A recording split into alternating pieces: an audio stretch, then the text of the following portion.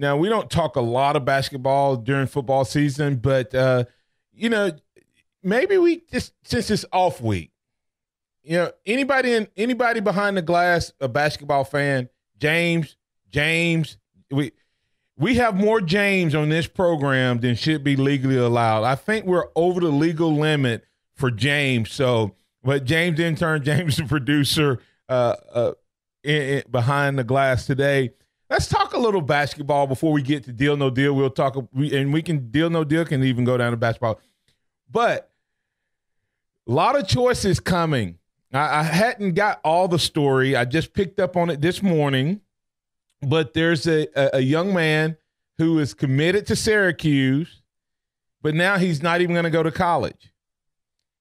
I don't know which shoe company yet, but he's going to take an intern out of high school.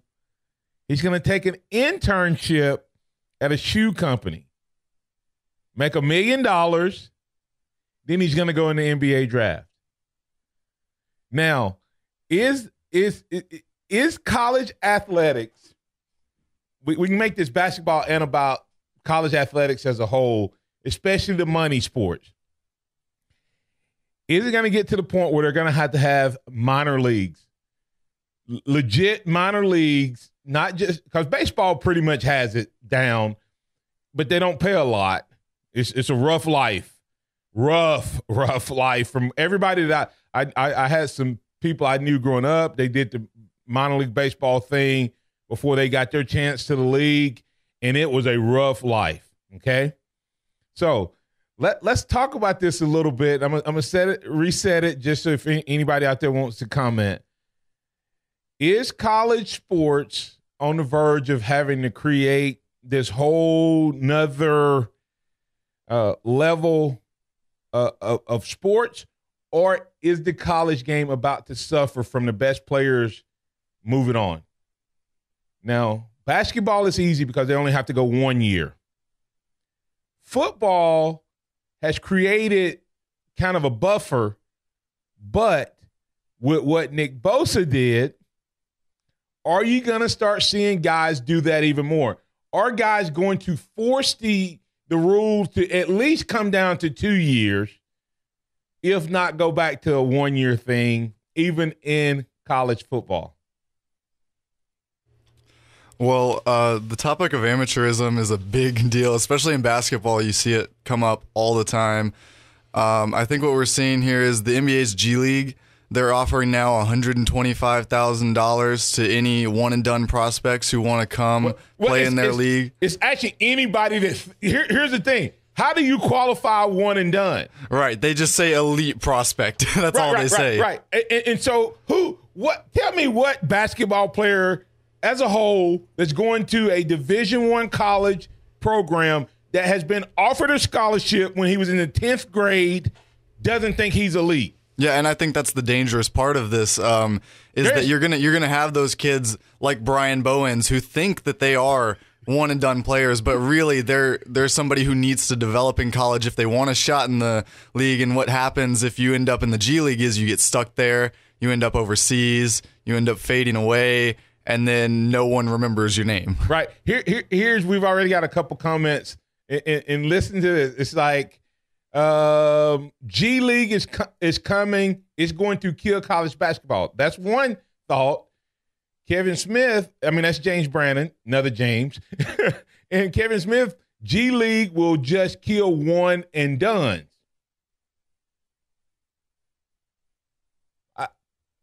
Is it going to kill college basketball, or is it going to kill one and done? I don't think it necessarily kills either, but I think what needs to happen and what the court case in New York set back, in my opinion, is the falling apart of amateurism in college basketball and in college sports, because what you're seeing is this underground market for all these players, and that's there, and it's not going away anytime soon, no matter what we do in court, because the people we didn't touch in that court case are the coaches, the ones who are orchestrating these deals and getting these players to come play for their programs. And the other part of why I don't think that college basketball will go away, to the G League, is just the brand recognition. You've got TV deals. Yes. You've got exposure. And Duke is going to sell more tickets, get you on TV more often, and get you a bigger fan base than the Memphis Hustle, than the new Birmingham team associated with the Pelicans. You're just going to have a bigger audience. Right, but think about this. You are going to have a bigger audience. But let's be real without being anything other than stating facts. There's a lot of people who come from the one and done world and the guys who go to college and leave early after 1 or 2 years, even if they don't think they're one and done. After they get to college, have a good year, they leave. A lot of them need that money. Okay? I mean, let's just be real. I personally could have used $125,000 at 18 years old to help my family. I may have not been quite sure if I had to go to college, but I had no intentions of doing anything but to go to college. But had they offered something that was going to be a bunch of guys that was 18, 19, 20, 21-year-olds, and then they said, Martin, you can go to University of Alabama and play football, or you can go to the F League, and we'll pay you $125,000. Now, the question is, do they get 1 year, or is it multiple years? Because now, 2-3 years, if I'm playing in the G League, or whatever that league is, I'm making money. And by the way, how many of us go to 4-year colleges, come out, and get a job making $125,000? I believe it's going to hurt college basketball. Let's take the University of Alabama, for instance. Not saying any of these guys would have done it. Who all signed with Alabama basketball last year? You got Colin Sexton, G League. John Petty, G League. Herb Jones, G League. And those are the big names right there. You got other guys coming in. Tevin Mack. G League. I mean, what about Galen Smith? Probably G. You see what I'm saying? Probably G League. Right. I mean, guys, it's not whether they're good enough. There's no criteria to prove what an elite basketball player is. We're going to have a guy on here in the third quarter that's going to talk about players who are 4 stars and 5 stars who all think they're what? What do we call 4 stars and 5 stars? Elite. Elite. We call all of them elite. And there's some 3 stars that think they're elite. So, I mean, and guess what? You are elite compared to somebody, because there's hundreds of thousands of athletes who are graduating every single year that are not even getting talked to from a Division III school. Then there's the guys who are just good enough to do 3, but the guys who are going to Duke and North Carolina and Kentucky and all of those players, I just think that college basketball with the G League will be impacted in a major way. And I don't know all the details of the G League, James, because it's new. I am excited that they're going to have one in Birmingham since they're doing the league. I'm glad that Birmingham is participating. But I see that impacting. Think about the quality of the Auburn and Alabama game if the G League existed 2 years ago. How would Bruce Pearl rebuild Auburn as fast as he did? How would Avery Johnson be on the track he's on if those guys have choices? And I like I said, I don't know if any of those guys I named would go, but I guarantee you they all qualify as a lead, and it would at least be a conversation. And that's the problem with the conversation. Somebody gonna tell them they're good enough. and you're going to have fewer guys going to college. Yeah. Also, don't want to forget Alex Reese, another guy who came in that class. Right. Yeah. I mean, so you have a class over there that you may not sign. Tevin Mack doesn't transfer to Alabama for. He probably goes to the G League. He just goes to the NBA, right? Probably goes to the G League. Yeah. So, and go ahead. I think. Really, you talk about this inability to decide what an elite player is. I think that's part of the problem with the black market that we've created in college basketball, where all of these payments are done under the table. We don't know how much he's worth until it's offered to him by a shoe company discreetly under the table at an AAU event in Las Vegas. And it's offered through different forms. He may be paying for a house, maybe paying for a car. So it's really tough to gauge who is good enough and who is not. And that's why I think eventually we're going to have to get rid of this amateurism rule. We're going to have to allow players to accept endorsements. We don't have to pay them. Just allow them to make money in any way that we allow any other person to make money. Like any other student, if a student has a skill set that they can build websites at 18 and they go to college, they can go to college, get their degree, but they can also be building a multi-million-dollar website business, using their talent before they ever get hired by anyone. And you're right. I'm not asking for the university to pay anything, but to keep you almost create the violations because they're happening. But with what the guys Golick and Wingo were reporting earlier, there's another. But think about that. This guy is taking an internship and getting paid.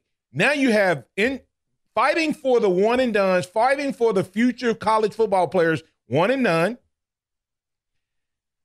internships, G League, overseas. You can't tell me that's not going to hurt the caliber.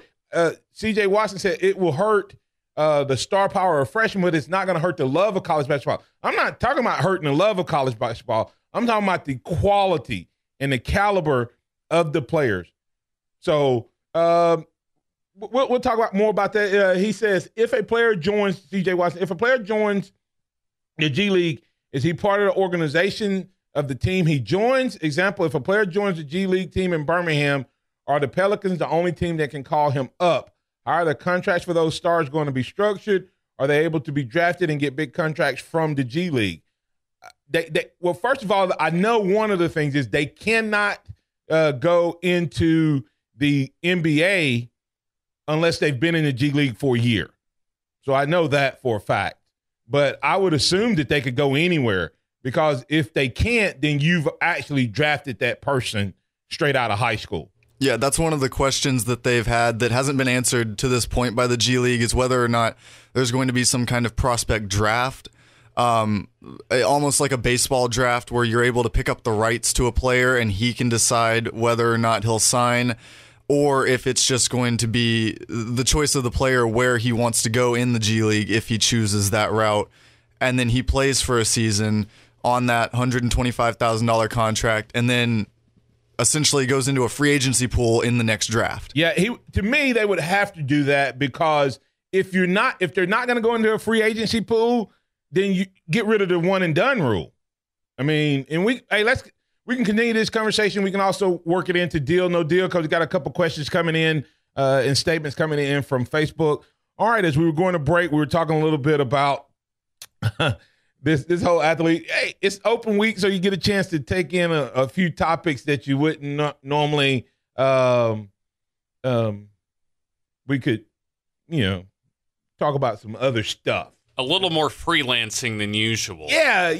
Because usually, I come in with 10 topics, and I usually don't get to but one or two. But this one has been interesting. Let me give you a couple comments, James, here, and you guys, and then we can do deal, no deal. But I think C.J. Watson had the great question, like I said, about how the contracts are structured.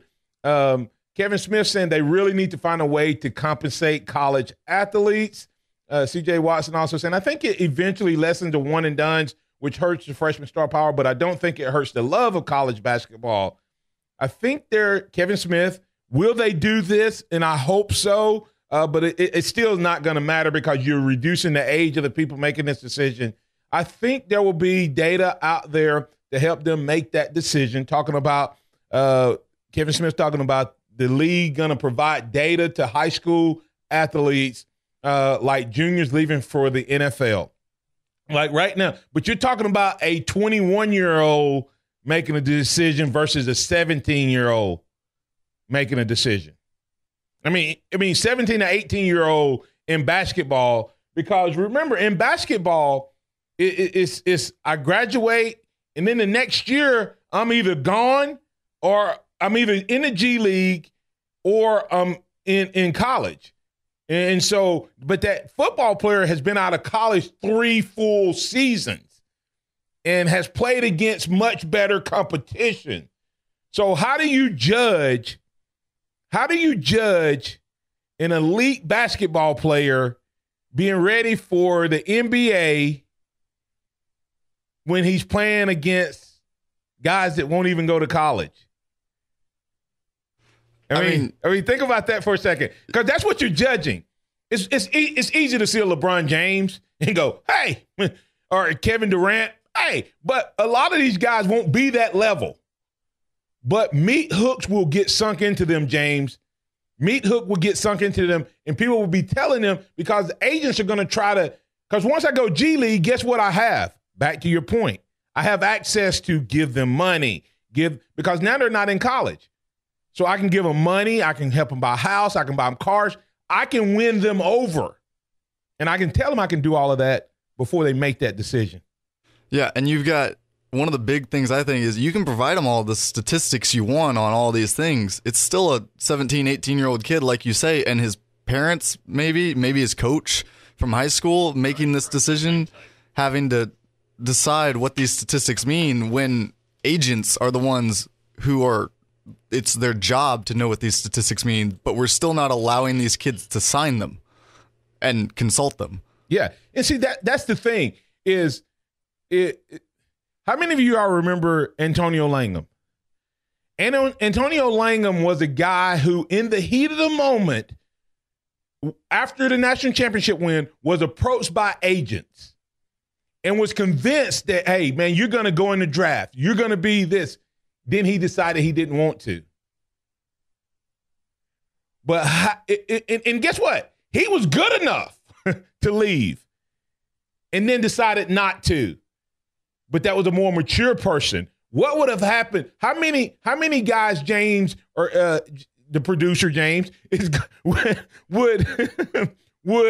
have win a state championship, and then an agent tell them how great they are? They've already committed to Duke or somewhere else, not planning on going, but then they have that great game, and then some agent says, man, you need to go to the G League. You need to get out of here. Start making your money now. Oh, that's exactly what Pat wants to talk about. But back to Antonio Langham, my, how fortunes of Alabama football would have changed at that point if he didn't sign on that, paper napkin? Right, and that's my point is, look how he signed on a paper napkin, realized hey, I don't want to do this. He turned himself into the university, and I'm going to drop it at this. He did what was right, and then he was a scapegoat for the university. I'm going to just leave. That's Martin's opinion. And he's taken a brunt for the university for a long time that he didn't deserve. But he did make a mistake. And that's the problem, James. That's the problem. He made a mistake that he couldn't correct easily because he had a great game. Had no intentions of leaving. But a predator jumped and pounced on that opportunity. And that's what they're going to do with these high school players. Let's get to Pat, and then we're going to ask a question about, because there's some other people, will the NFL develop some type of league? We'll see. Here, Pat, let me see if I can figure out how to get to this computer here. Pat, you're in with the Blitz. What's on your mind, man? Good morning, Martin. This is a subject that's dear to my heart. That is that these kids are coming out of high school. They can't even. The majority of them coming out of college can't handle the amount of money that they would be getting, and they definitely can't do it out of high school. Kobe Bryant is an exception. He is an anomaly, not the rule. Right? Do you not follow what I'm saying? Oh yeah. I mean, I think it's listen, and not to this extreme, but it's very similar. What happens to the majority of the people who win the lottery? They go dead broke and really, really fast. It is the same thing. It's getting a massive amount of money. But the key word and the biggest reason that NFL players are broke, including a great running back that we used to have, are entourage. It's not dope. It's not drugs. Or I just doubled myself. But, it's not women. It's entourage. Right. Nobody. MC Hammer. Remember the guy that could dance really good in the parachute pants? He's dead broke, and he's broke because he had a troop of people that followed him around. Yeah. An entourage. You cannot afford an entourage. Even if you got $100 million a year coming in, you cannot afford an entourage. I don't know MC Hammer's status, but I know a lot of former players who got money and now they don't have it. And it wouldn't matter, like I said, it's very similar to the lottery. And we'll see what happens there. But Kevin Smith saying this, and we're going to have to pick this up in the fourth quarter. And James, we'll just do deal, no deal on tomorrow. But Kevin Smith saying this, NFL is a different animal. No high school player is physically able to compete with grown men out of high school. They will stay until juniors in college. Is that true? Is that necessarily true? It was something that I used to say all the time. It was something that I believed all the time, but I'm not quite sure that is still a true statement. Because here's the deal, Martin. Let me tell you about why. It's because we have better nutrition today. We've got better high school programs. You can't be getting way more supplements than what they used to get. You stealing my thunder for the fourth quarter, Pat. All right. No, you go right ahead. You go right ahead. That's what I love. All right, okay. You're making my point. That's the thing, is that these high school programs like my favorite coach, high school coach, Russ Prost, he develops players. He goes out, he gets the money for his high schools in order to have fantastic weight rooms. Watch this. And they're getting bigger and better every year, Martin. Watch this. Let me throw something ahead. out. Let me throw something out to you. Running back is the easiest transition to the NFL. Running back is also the quickest exit of the NFL because they can find guys at lower levels that can play at the higher level. Think about this. If there was no rule in college in that says you have to be out 3 years before the NFL, you can't tell me that there wouldn't have been 32 teams that would have saw Leonard Fournette as an 18-year-old that would not have drafted him, put him on their developmental squad for a year or two, maybe 3 years, developmental squad, in order to have him, paying him and move him up. The only reason guys haven't made that leap is because there's a rule that says they can't. If they change that rule, right? I got to get out of here. But go ahead, real quick, Pat. One thing, real quick. We've got a middle linebacker that could have played running back in the NFL too. That right now, but he wouldn't have lasted long. He's smart. He realizes his long-term money is at linebacker. Have a blessed day, Martin Houston. Thank you so much for what you do. Bye-bye. Thanks, Pat. Appreciate it. And by the way, Gary Danielson said that Tua Tagovailoa, he said he's an NFL quarterback. If the NFL didn't have a rule, he said Tua Tagovailoa would be playing in the NFL right now. He said the only reason he's not is because they say he can't. So, I mean, like I said, this is a big topic. We'll get to it. We got to get to recruiting, but we'll have a little bit of time. And maybe since it's a free-for-all Friday tomorrow, we'll pick this topic back up. You may have to come back in, James, the intern. You may have to come back in. I like your thoughts on this topic. All right, we had a great conversation going on regarding the NFL and D-League and all that stuff. I give you 1 minute, James, the intern, to tell me why you think – you can take it anywhere you want. I talk to you. Whatever you want to talk about that particular topic. Well, I just think eventually we have to get to the point with college sports where we get rid of this amateurism rule and we don't necessarily pay players. I don't think we should do that. You run into a lot of issues with Title IX, different laws. But what we need to do is allow players to accept endorsements. Because what you're going to end up with is Tua's going to have a bunch of endorsements. He's going to make millions off of it. You're going to have Colin Sexton with a Nike shoe deal. He's going to make millions off of it. And then other players are still going to make their money. You might have Lawson Schaefer get a deal with a local orthodontist or, just wherever they want to market, because Lawson Schaefer is a figure in this town that people like. And so if you can make some money off of his face being on your billboard, why wouldn't you? Right. Or you could have these players come and do an autograph session. Yeah. And it's nothing out of the university's pocket. Right. And even as the other James back here, producer James Hardy, we were talking back here behind the glass, even the softball team, other teams like that can make money off of this. We've got some high-profile softball players on this campus, and the softball team has some big deal. Oh, there's definitely some characters, and when I say character, I'm talking about personalities. Right. On our other sports, from golf to tennis to that would have the ability to have people the impact. Who are going to be professional athletes in whatever sport they go in. Right.